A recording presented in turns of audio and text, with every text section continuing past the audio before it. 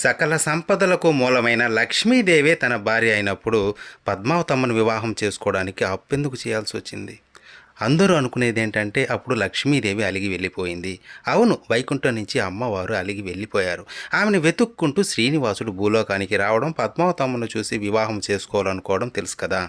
ఇక్కడ శ్రీనివాసుడి పెళ్ళికి లక్ష్మీదేవి డబ్బు ఎందుకు ఇవ్వలేదు అంటే, తను ఉండగా ఇంకో పెళ్లి చేసుకుంటుంటే తనెందుకు డబ్బు ఇవ్వాలి అనుకుంటాం కదా.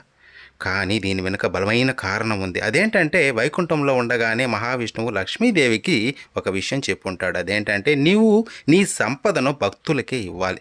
వాళ్ళు చేసిన పాప కర్మలను బట్టి వారికి సంపదని ఇవ్వు. వాళ్ళు తిరిగి వారి సంపదను నాకు సమర్పిస్తారు. అలా వారు సమర్పించిన వారి పాపాలను కష్టాలను నేను గ్రహించి వారిని అనుగ్రహిస్తాను అని చెబుతాడు. అందుకే శ్రీనివాసుడు వివాహం కోసం అప్పు చేయాల్సి వచ్చింది. లక్ష్మీదేవి పెళ్లికి ధనం ఇవ్వకపోవడానికి కారణం.